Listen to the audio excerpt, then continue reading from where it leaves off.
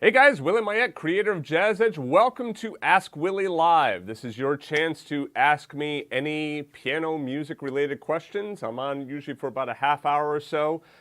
Most Wednesdays, just about every Wednesday, unless I'm on vacation or something. So go ahead and ask your question. You can chat it in. Hello to everyone, all my students on Zoom, and welcome to everyone on Facebook, YouTube. You guys can just go ahead and chat in your questions if you're on YouTube and Facebook. While I'm waiting for some questions, actually I got a couple of questions here from my students. Let me just tell you guys real quick about what's coming up tomorrow. Tomorrow, I'm doing my webinar on Master Slow Blues Progressions. And what I'm going to be doing is presenting this blues progression matrix, which will allow you to kind of like take these different parts and put them together, kind of like a puzzle piece. And I'm going to show you how you could take these different pieces, put them together, and not just come up with one blues progression, but several different blues progressions. Why? Well, the different blues progressions gives you some different options. So if you're going to end up doing something like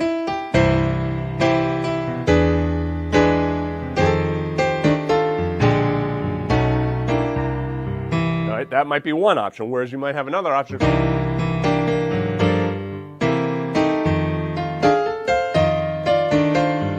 And by changing these progressions around, what it does is it allows you to be able to play chordally like that. And it's not even really improvisation per se. You could play chordally, but always, every time you come around to 12-bar blues, come up with something different, right? So these progressions are really, really helpful if you like that blues sound, that slow blues sound. So anyway, all the information is right back here. All you got to do is just go right back to summerpianojam.com/webinar, summerpianojam.com/webinar. I'll come back to this page so you can see, and then just watch this video right there. And if you're interested in saving your spot for tomorrow's webinar, it's only $5. Watch this video on that page. It explains all of it, the recording, all of that good stuff. So anyway, I'll leave this up while I answer the first question, which is from Steve. Last time you suggested to do the Confident Improviser 29, moving chordals up and down in the left hand while doing pentatonics in the right hand. Excellent idea. I've been doing this in multiple keys. It's very challenging. What would your fingering be for Confident Improviser number 30, the exercise and variation number 1 in the key of D for the exercise? I slide my fourth finger over to the third note. All right, so let me take a quick peek here. I want to be careful. I don't want to show too much of this music right now on a open call, but let me just pull up. You said exercise number 30, so let's get that one. Okay. Let me get rid of this. Hold on. That. What's going on here?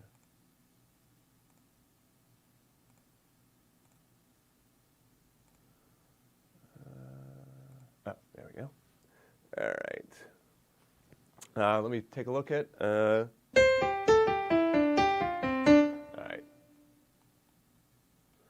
All right, so let's pull this over here. All right, so I'd start with my pinky. I would probably do this. I would think of it staying in this block here. So 1, 2, 3, 5. 1, 2, 3, 5. So 5, 2, 3, 2, 1. I would cross over and then get my pinky. Okay. So you see how I'm like kind of crossing over from one block to another. So thinking about my thumb being here, getting that block, and then the next block is really just a 5-finger scale, right?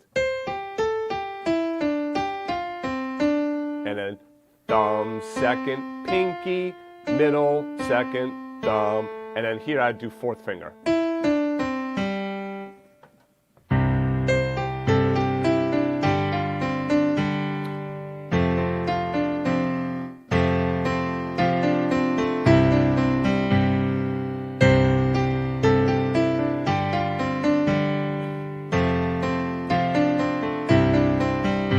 So 5, 2, 3, 2, 1, 2, 5, 4, 2, 1, 1, 2, 5, 3, 2, 1, 4, 3, 2, 1. Right? So that's what I would do for. Hello, Willie.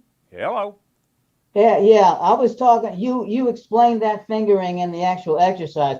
I was doing it in the key of D, and I was wondering, and I slide my fourth finger over to the B, so I don't have to do that cross and put my thumb on the F sharp. So I was wondering what your fingering would be on the key of D. In the key of D. So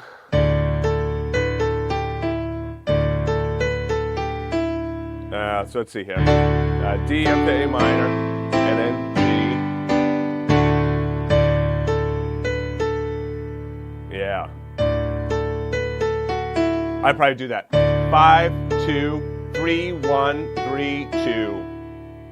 I would do that.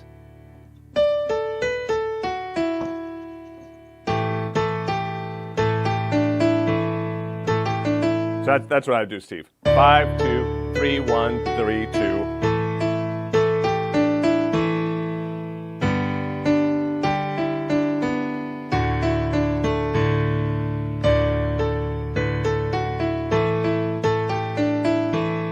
All right, so 5, 2, 3, 1.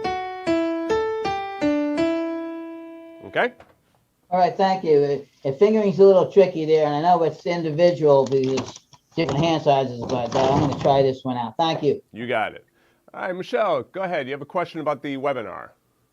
Yes, I purchased the webinar. It's okay. Thank you. And I'm glad to have it. Yesterday, you mentioned also another purchase, which would be the blues progression matrix. It would be a special purchase. All right, you mentioned something else. How do we get that? So let me explain what's going to happen and what the purchases are. All right, so first of all, Summer Piano Jam, I'm going to be running a special on Summer Piano Jam starting tomorrow. All right, and so if you have not purchased Summer Piano Jam, which I know you've already purchased it, right? So if you have not purchased it, then you can get it for that special discount, whether you're at the webinar or not, right? So whether you've come to the webinar or not, you'll still be able to get access to that special discount. The only difference is people who come to the webinar, they're going to get access to it first, right? So it was $5 for the webinar. So you'll be able to get access to, like I said, that special pricing to Summer Piano Jam right after the webinar. I'll talk about it at the end of the webinar. The webinar is going to be filled with teaching. Now, for those of you that have already purchased Summer Piano Jam, okay, so you spent $5 to come to the webinar, right? But then it's like, okay, so what's that next purchase after that? So what I'm doing for Summer Piano Jam is I have 2021 content. So if you want to get the new content of Summer Piano Jam, now for all of you who have already purchased Summer Piano Jam, remember you have lifetime access to it, but you have lifetime access to what you paid going backwards, all right? So any new material, there's a small upcharge, and the small upcharge is going to be $25. But if you come to the webinar and you spent the $5, your upcharge will be $20. But before I'll explain all this a little bit more detail tomorrow. I'm just kind of going quick on it right now. But tomorrow, for those of you that have purchased the webinar and you're going to come, you're still going to get an incredible amount of value. I'm going to talk about the Blues Piano Matrix. I'm going to actually give you the matrix so you could see it like chord-wise, right? But all the detailed sheet music of like the different accompaniment patterns, I'm going to show you some of that tomorrow. But obviously, it's going to be a fuller lesson, so I'm not going to have time to, spend, an hour or two just breaking down all this stuff and teaching it. So I'm going to teach you some of it. You'll be able to get some of it. You'll be able to get that matrix. And if you want to just kind of go on your own and just do it on your own based on the chords that I've written out, then you can go ahead and do it, right? If you want to get access to all of the lesson and me showing you the different chord patterns, and having that in video format, well, then that would either be, if you haven't purchased Summer Piano Jam, then you purchase it, or if you have purchased it, then you do the upgrade for the $20. Does that make sense? Yes. Okay. So that will happen only tomorrow. Yes. The upgrade is not today. It's tomorrow. Correct. It would be tomorrow. All right. Okay. Fine. Thank you. It's great. You got it, Michelle. All right, Hugh, I have a question about a 4-chord progression. Need some help, please. All right, well, let's see what we can do here. Not necessarily the spot, but I usually do that more in coaching. But go ahead. So what's the progression? G, F, B flat, C. What's your question on that, Hugh? I'm studying my own progressions and to try to put a piano under my guitar and bass. But because I developed it by ear and not knowing what I was doing, but now I'm studying with your theory of the jazz edge, that it's not diatonic. So it were 4 major chords. So it's not a G minor, it's not a G major, but there are 4 major chords, and that's the groove. So yeah, I really don't know what kind of key it is in. That was my question. So let's take a peek here. So you got G. Yeah. All right. So now, what key are you thinking of it in? I first thought, because there was a B flat, it was a minor, G minor, because there is a B flat in G minor, no? Yeah. I wouldn't think that this is G minor, though. All right. And I wouldn't think that it's G minor. To be honest with you, I mean, here's the thing that's a little bit challenging for this. Have to hear the melody. And then the other thing is, what chord do you start and end on? So when you're trying to figure out, like, what key is this in, you want to kind of play it, and then the best way of doing it is take these 4 chords, right? So you got G, F, B flat, and C, all right? So right off the bat, this very well could be in the key of G, all right? That would be your 1 chord, flat 7/7, which is a very nice progression. In fact, we're going to be talking about that in the next Standards by the Dozen that I just put the sheet music up before the session today. So any of you that are waiting for New York State of Mind, it's up there now. So that's flat 7/7, same thing found right in New York State of Mind. And then we have flat 3 major up to 4. So it could theoretically be.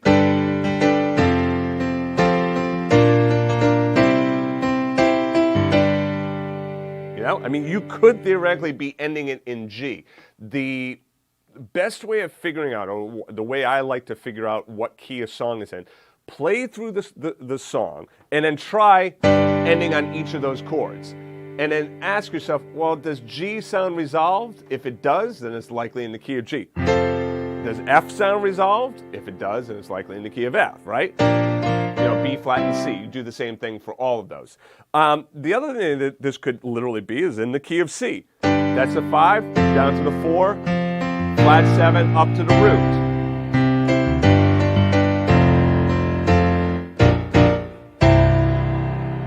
You know? So you got to kind of get the melody in there. We have to hear what's going on with the melody. We want to hear how the song starts. We want to hear how the song ends. But if you try that trick, what you'll notice is that it works like 95% of the time, right? So play through the song and then play each of those chords and ask yourself, does it sound resolved or not, right?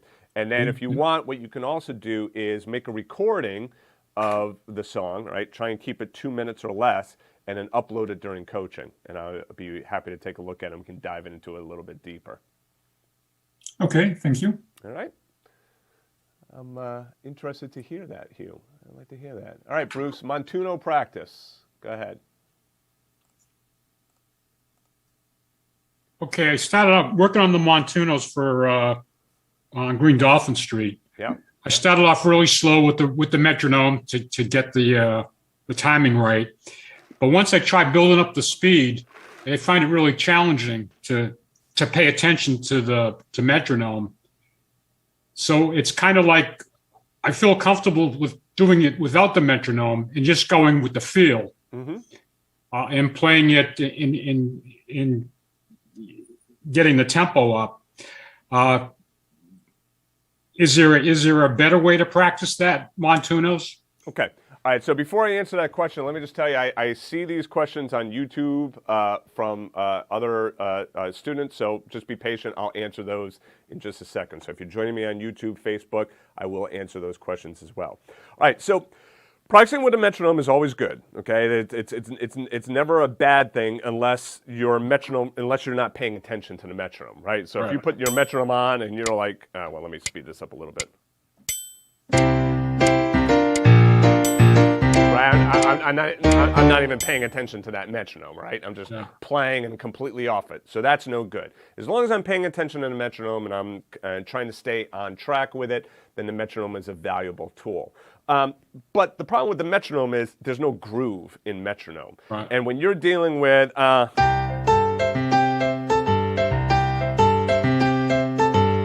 like stuff like that, or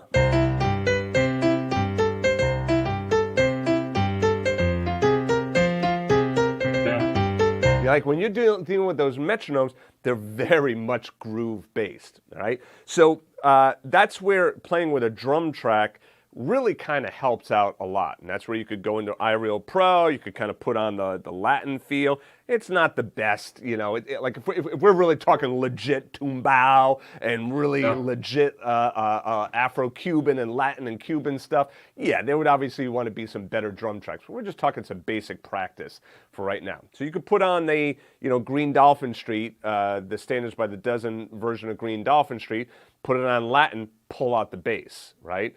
If you know, as long as you're doing two hands like that. If you're doing, you know, like two hands, like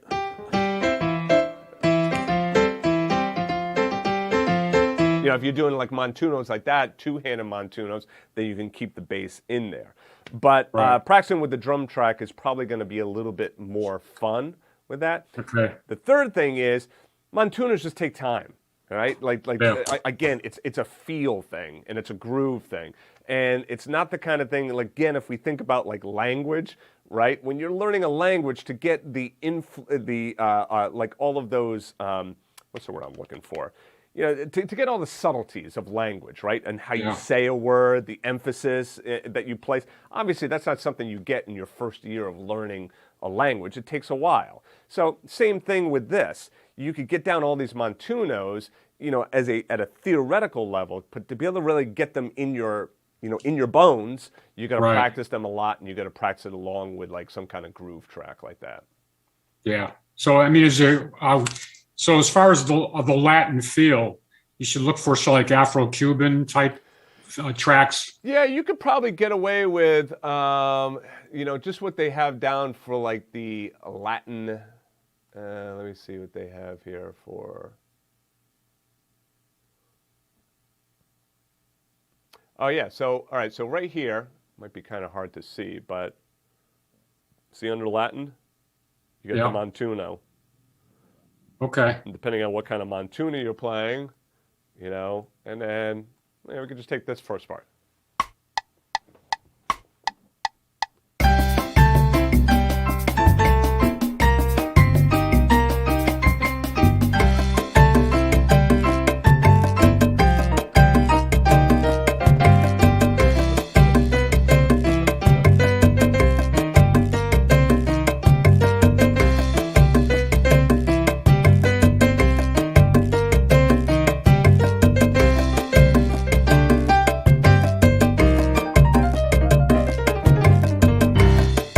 So you can kind of play around with that. And then that was with the bass track on.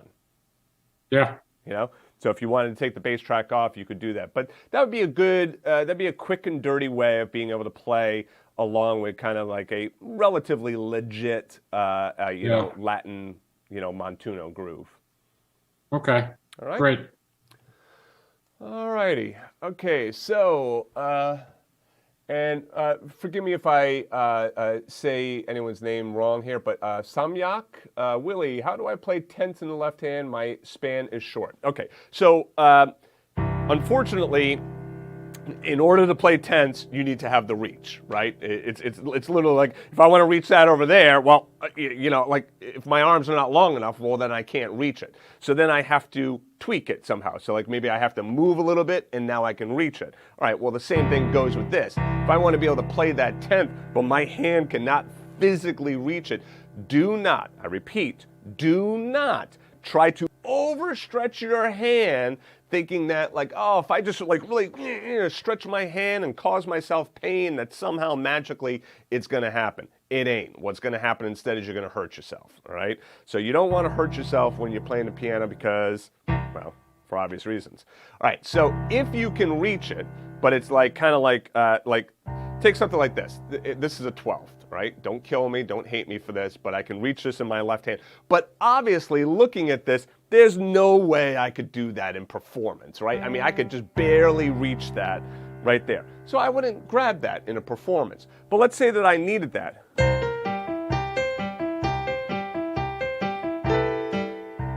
I might have to do something like that. And notice what I'm doing, see how I'm kind of bringing my hand with me? I'm not trying to like keep it open like that and reach to it, because two things are gonna happen if I'm open and I'm reaching to it. Again, I'm using the interval of 12th because a 10th is easy for me. I don't have to stretch. I wanna show you something I have to stretch. So just imagine that this is an interval of a 10th, which would be right there, but I'm just extending it to a 12th to make it out of my reach. All right, so you don't want to keep your hand open like this because you can already see. Like, look at the tendons in my hand and stuff. You can see that there's tension there. It's creating tension, and with tension is going to come pain, all right? So you don't want to do that. You want to bring your fingers along with. So you see how I'm like kind of bringing my hand along with? Now I don't have to do this, in which I bring my hand all the way together like that, because you're going to see that that's going to be very difficult for you to be able to hit those notes accurately. But I could kind of do something like this. Now the problem is, it's going to give me that broken sound, right? So if you are looking for that big kind of tense sound, another option, and you can't reach it, another option is do something like that, root 5 root. Or another option is add the 9th in there, you know? Another option is sometimes you could bring it in with the thumb, right? So if you want to get like that nice big, like if you're like saying like, hey, look, I want to get that voicing right there, right? I've seen Willie play this voicing. I love that, okay? All right, well, I can't reach that in the left hand, so what's a player to do? Boop, boop, boop, pinky, second finger, thumb, get rid of that thumb over here in the left hand. Now you have the same voicing, just rearranging your fingers. Okay, so hopefully that helps. B skills. Willie, can you briefly explain a related minor 2 preceding a secondary dominant? I can't wrap my head around it. Okay, so a related 2 chord, every dominant chord can be preceded with its related 2 chord. Okay, doesn't matter what key you're in. Doesn't matter what style of music you're playing. If you have a dominant chord, you could precede it. Now, I'm not going to insult anyone's intelligence, but just allow me to say this, and I'm going to say it slowly. Precede means to come before, right? So it's kind of a little bit of a challenge because, let's just bring this up again here, this Green Dolphin Street. I wish, now I'm not going to do Green Dolphin Street because all those dominant chords already have the 2 chord in front of it. Let me just find something quick that doesn't have. All right, we'll take this for right now, all right? This is Misty. It's not going to be the best example, but it will work, all right? All right, so let's take a look at this section right in here with the D7 chord and the F7 chord, all right? So let's focus just on that measure. So when I say that I can precede, that means that I need to come in before that dominant chord with its related 2 chord. So first of all, let's find out how we get the related 2 chord. It's actually very simple, right? If D is my dominant chord, then what I could do is count down 1, 2, 3, 4, 5 half steps, right? So I want to find my related 2 chord. I count down 5 half steps from my target. Again, D is the target. D is where I'm trying to get to. D is my dominant chord. Doesn't matter right now if it's a secondary dominant or whatever. Don't even worry about that. It's a dominant chord. I want to precede it with its related 2 chord. I don't care if it's the 5 chord, if it's a sub 5, it's a tritone, whatever it is. Don't matter. So I count down 5 half steps. I know that A minor will take me to D7. Right? So now, okay, well now how am I going to do that when D7 is at the very beginning of the measure? Well, instead, what I do is I move D7 maybe to beat 2, and I can go A, D, and then I can go to F7, right? Again, let's not worry about melody and stuff like that, because that is a whole nother thing that I do have to say in any of these reharmonizations, if you're playing melody, well, you're going to make sure that that A minor chord is going to work with whatever that melody note is, right? So that's always something to consider. But right now we're just playing around with harmony in theory, so let's not worry about melody. Let's pretend that it does work. All right, so we wanted to precede D7 with its related 2 chord. So we put an A minor 7 in front of it, then we go to D7. What about F7? Let's say we shift F7 over to beat 4, and then beat 3 now is open for the related 2 of the F chord. All right, start on F.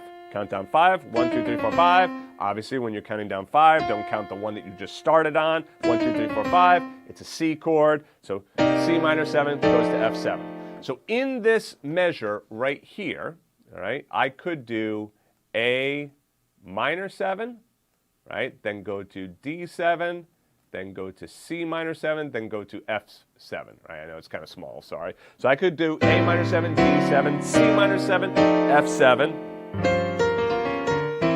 And then go on from there, right? But that's how I find my related 2 chord. Again, it doesn't matter if it's a secondary dominant or whatever. I know I'm going to a dominant chord. I can precede that dominant chord with its related 2 chord. And again, I always have to make sure that it's going to work with the melody if I'm going to be playing melody over the top of it, right? And then one other just quick little tidbit, if you could change that related 2 chord to a dominant chord. So I could do A7 to D7 to C7 to F7, right? So rather than playing this as a minor right there, I could play that as a dominant chord. I could do A7, then D7, then C7, then F7. Remember too, your circle of fifths is kind of handy for seeing some of that stuff, because if you go opposite on the circle of fifths, that gives you dominant motion. So it goes C to F, to B flat, to E flat. All right, well, you find your target and then go backwards on the circle of fifths, right? So you go counterclockwise in the circle of fifths. If you're at C, we'll go backwards and you see that, okay, G comes before C. G is the related 2 that gets me to C. Again, C, 1, 2, 3, 4, 5. Lo and behold, there I am. G takes me to C. D takes me to G. A to D, E to A, B to E, right? All right, so a great exercise is going through and practicing that dominant motion or that cycle 4 motion. Same thing, just a different term. Dominant motion, cycle 4 motion, right? And then on YouTube here, Lee, what do you call an A flat over B flat? A flat over B flat, a couple of things you could think of it. Number one, it's really like a B flat sus4 chord, right? This is also called a slash chord, right? So when you have A flat over B flat, we call it a slash chord. That means you play A flat in the right hand, and you play the B flat root in the left hand. Here I'm playing it in octaves. You might play a single note. You might add in the fifth in there, whatever, right? You could do, but as long as you have the B flat down there, that's the A flat over B flat, okay? Like if I did C over D, that gives me, that's a D sus4 voicing. Right? Slash chord, and it's a B flat 7 sus4 chord. All right, back to Zoom here. Okay, good. I answered everyone's question. All right, good. And we got it done in a half an hour. Does anybody have any last questions?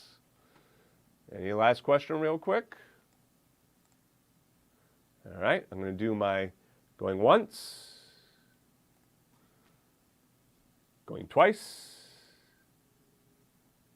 All right. Very good. All right, so thank you guys very much for joining me today. Remember, if you are interested in checking out that webinar, just go back to summerpianojam.com/webinar. It will be happening tomorrow. That's Thursday, August 12th. It is at 2:30 p.m. Eastern Time. That's New York time zone. Okay. It will be recorded. Anybody that purchases the webinar, right here on that page, summerpianojam.com/webinar. Just go ahead and you can purchase it by going right here. Just reserve your spot, right? It is only $5. Anybody that purchases this webinar, if you cannot join, or even if you do join, you will get the recording. So shortly after the webinar is done, you'll get an email with the recording, okay? So $5, you get the recording, and you also get that blues progression matrix as well. If you're interested in seeing all of it fleshed out, note for note, like I said, I'm going to do some of that tomorrow, so don't worry, you're going to get a lot of value tomorrow. But if you really want to see the full lesson, well, then you can join at summerpianojam.com, but do not join Summer Piano Jam just yet, because the sale page is not live yet, all right? So don't sign up full price, all right?